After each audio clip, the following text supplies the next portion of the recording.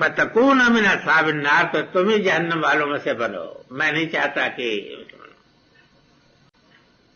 اور ذالک جزاء الظالمین، ظلم کرنے والوں کا انجام یہی ہوتا ہے، یعنی جہنم میں جانا یہ ہوگا۔ یہ معلوم ہوا، دیکھ لیجئے کہ دین کا قدم جو آگے بڑھا ہے تو فروع میں بڑھا ہے، اصول میں تو وہی ہے۔ کیوں؟ اس لیے کہ اصول تمام تر فطرت میں ابدیت ہے۔ اب یہ ہے کہ دین کا جو ارتقا ہوا ہے معاشرے کی ترقی کے ساتھ ساتھ، تو اس کی شکل یہ ہوئی ہے کہ اس میں برگوبار پیدا ہوتے چلے گئے ہیں، سوسائٹی کے تقاضے ضروریات جتنی بڑھتی گئی اسی کے لحاظ سے قانون ضابطے بڑھتے گئے، لیکن مبادی اور اساسات میں کوئی اضافہ نہیں ہو، تو شروع سے چلا جائے، آدم کے وقت سے لے چلا رہا۔ اس لیے موجودہ جو عمرانیات کا فلسفہ ہے، اس سے جو تصادم دین کا ہو رہا ہے، وہ تو اس کی وجہ صرف یہ ہے کہ اس کی تو بنیادی غلط ہے۔ سمجھ گا؟ وہ تو یہ ہے کہ انسان ان کے نزدیک کلین سلیٹ ہے، سمجھ گا؟ کوئی چیز انوالومنٹ نہیں ہے، اور نتیجہ یہ ہے کہ آہستہ آہستہ تمدن کی اور معاشرت کی ترقی سے گویا گدھے سے وہ بن گیا ہے، فرشتہ بن گیا ہے۔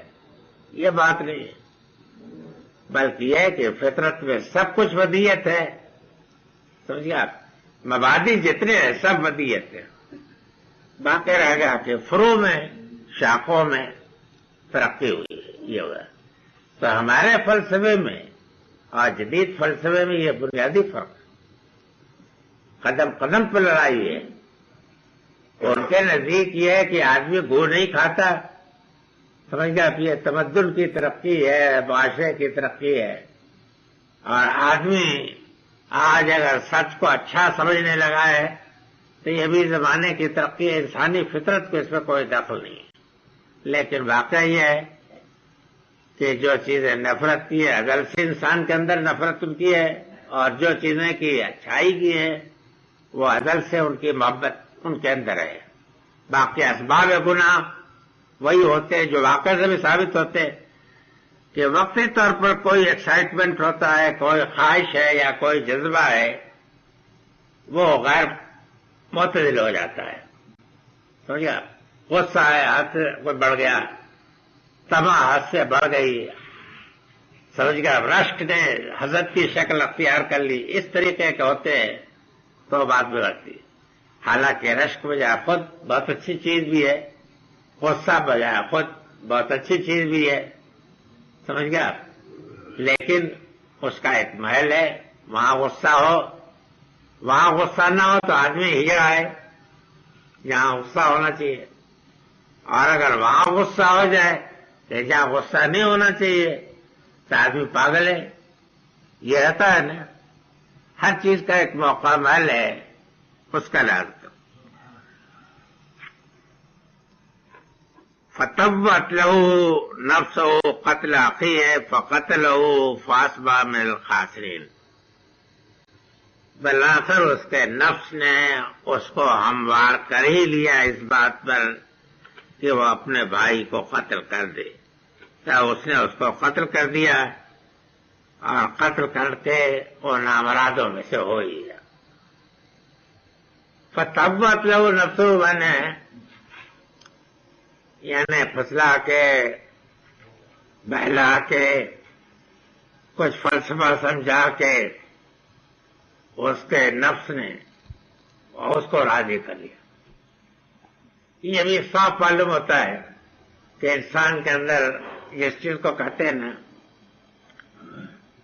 ڈیوائن اسپارک، یا جس چیز کو قرآن مجید نے نفس لوامہ سے تعبیر کیا ہے نا، کہ شروع سے انسان کی فطرت کے اندر موجود ہے کہ جتنے گناہ کے کام ہوتے ہیں ان سے طبیعت میں ابتدا جھجک ہوتی ہے، اور وہ روکتی ہے انسان کو، لیکن بالآخر وہ اپنی خواہشات کی پیروی میں آہستہ آہستہ اپنے آپ کو ہموار کر لیتا ہے۔ دل کے اندر جو کھٹک و خلش ہوتی ہے اس کو نکال پھینکنے کی کوشش کرتا ہے. یہ ہوتا ہے. آپ بھی دیکھ لیجئے زندگی میں ہی ہوتا ہے. جو گناہ ہوتا ہے یہ نہیں ہے کہ آدمی کا دل شرح صدر کے ساتھ اس پر راضی نہیں ہوتا ہے.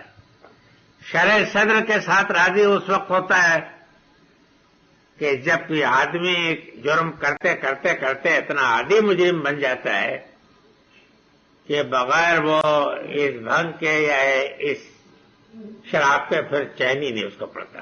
تب ہوتا ہے. معلوم ہوا کہ اچانک بالکل وہ راضی نہیں ہوا بلکہ تب وہ وہ نفس ہو سمجھا. اس کے نفس نے اس کو بالتدریج آہستہ آہستہ ہموار کیا کہ قتل ہی کر لو. قتل جب تک نہیں کرو گے تو والے کتنے میدان ہی جیتتا چلا جائے گا اور تم یوں ہی رہ جاؤ گے.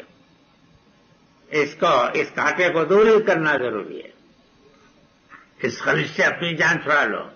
جرم کی اصلی نوعیت ہی ہوتی ہے جب تک ضمیر کانشیس جو ہے آپ کو موجود ہے. لیکن یہ بات ضرور ہے کہ چونکہ آپ عاقل ہیں اور خود اختیار رکھتے ہیں تو اپنے اختیار کی بدولت آپ یہ کر سکتے ہیں کہ اپنی کسی صفت کو آہستہ آہستہ خود ہی اپنے ہاتھوں اس کو بالکل بے جان و مردہ کر. جس طاقت کو بھی آپ استعمال نہیں کریں گے تو آہستہ آہستہ مغلوب ہو جائے گی. یہ قاعدہ ہے. اگر آپ اپنے شرافت کے جذبے کا احترام نہیں کریں گے تو پھر یہ سمجھ لیجیے کہ آہستہ آہستہ وہ ختم ہو جائے گا. ایک مرتبہ کوئی بے غیرتی کا کام کر لیجیے اور آپ کے دل میں جو خلش پیدا ہوئی آپ نے اس کا احترام نہیں کیا تو دوسری بے غیرتی کے لیے آپ کے اندر کچھ نفس آپ کا کچھ اور ڈھیلا ہو جائے گا. تیسری بے غیرتی کے لیے اور بھی ڈھیلا ہو جائے گا. یہاں تک کہ ایک ذلیل گداگر آپ بن کے رہ جاؤ گے سمجھیے آپ. اور آپ کی حص جو شرافت کی مردہ ہو جائے گی. یہ ہوتا ہے. یہ طبت لوگوں کے نفسوں کے اندر جو زور ہے یہ سمجھ میں آ گیا ہے تو اس نے اس کو قتل کر دیا اور نامراد بن گیا. مطلب یہ ہے کہ شیطان کامیاب ہو گیا جیسا کہ اس نے دعویٰ کیا ہے اور یہ ناکام ہو گیا. یہی امتحان پیش آتا ہے زندگی کے ہر موڑ پر.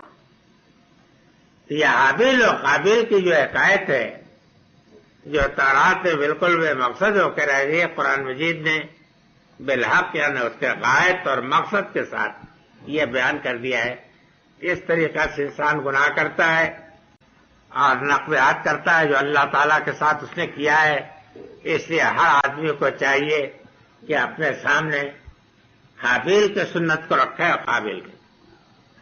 یہ آپ کو معلوم ہونا چاہیے حدیث میں بھی نبی صلی اللہ علیہ وسلم نے فرمایا ہے کہ قابل نے جو خون کیا ہے تو وہ خون مجھے پکار رہا. اللہ میاں کہتے ہیں زمین سے پکار رہا ہے.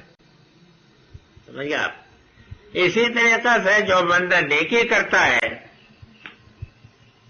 اس کی نیکی کی بھی ایک بنیاد ہوتی ہے جڑ ہوتی ہے وہ سنت بنتی ہے دوسروں کے لیے نمونہ بنتی ہے اور بدی دوسروں برائی پورے کرنے والوں کے لیے نمونہ دیا ہے کہ آدمی ہمیشہ وہ فعل کرے کہ جس کے متعلق اس کی خواہش ہو کہ دوسروں کے لیے بھی تکلیف کا ویسا. سمجھئے آپ. حضرت عمر رضی اللہ تعالیٰ نے بھی یاد فرمائی ہے. سمجھئے آپ. تو اگر آدمی نظر رکھے تو پھر یہ ہے کہ وہ نیکی نہیں بلکہ نیکی کا قائم کرنے والا بنتا ہے. اور اگر یہ ملحوظ نہ رکھے تو پھر اس کے بعد آپ یاد رکھیے کہ آپ کے ایسے زیادہ کچھ نہیں ہے کہ جس طریقے سے موجودہ زمانے کے لوگوں کا ہے کہ لکھی ہوئی تقریریں پڑھتے ہیں. لکھتا اور ہے وہ پڑھ دیتے ہیں. اب فرض کر لیجئے کہ زمانہ بدل جائے تو دوسرے لکھنے والے بھی آ جائیں گے اور وہ تقریر لکھ دیں گے اور یہ بھی وہی تقریر وہ پڑھ دیں گے. یہ نہیں ہے. خود آپ کا کردار یہ ہونا چاہیے. فبعث الله غرابا يبث في الارض ليريه كيف يواري سوءة اخيه قال يا ويلتى عجزت ان اكون مثل هذا الغراب فواري سوءة اخي فاصبح من النادمین. تو اللہ تعالیٰ نے ایک کوے کو بھیجا جو زمین میں کریدتا تھا تاکہ اس کو دکھائے کہ کس طریقے سے وہ اپنے بھائی کی لاش کو ڈھانک دے. تو اس نے جب یہ دیکھا تو یہ کہا کہ ہائے میری بدبختی، کیا میں اتنا عاجز رہا کہ اس کوے جیسا بھی نہ بن سکا کہ اپنے بھائی کی لاش کو ڈھانک دیتا. بس وہ نادمین میں سے شمندر. یہ واقعہ جو ہے اس کا یہ آخری حصہ ہے کہ ایک کوے کو خداوند تعالیٰ نے اپنی طرف منسوب کیا بھیجا.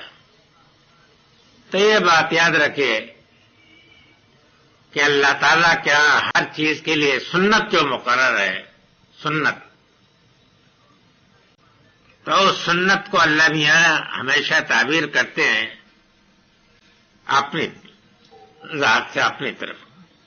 یعنی جو بات کی سنت الہی کے تحت ہوتی ہے تو اس کو فرماتے ہیں کہ اللہ نے یہ کیا، اس لیے کہ وہ سنت الہی کے تحت ہوتی ہے. تو اللہ تعالیٰ کی طرف سے سنت یہ مقرر ہے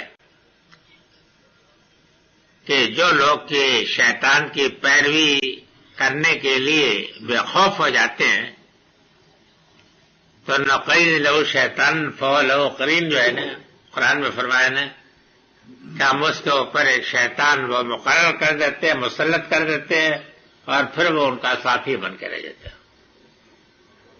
اب یہ اللہ تعالیٰ کی سنت ہے. سنت تو مبنی اس بات پر کہ آدمی کے عمل پر وہ مبنی ہوتی ہے. یعنی یہ نہیں ہے کہ اللہ میاں نے اپنی طرف سے یہ کر رکھا ہے کہ ہر ایک کے اوپر جس کے اوپر چاہے شیطان مسلط کر دے.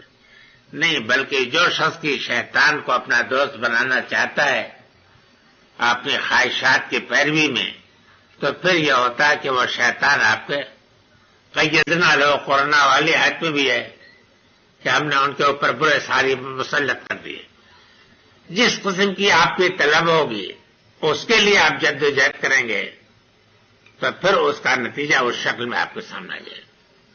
اگر آپ کے اندر صلاح کی، نیکی کی، تقوی کی، خدا خوفی کی، خدمت خلق کا جذبہ ہے تو واقع ہے کہ اللہ تعالیٰ اس طرح کے لیے حالات آپ کے لیے ہموار کرے گا.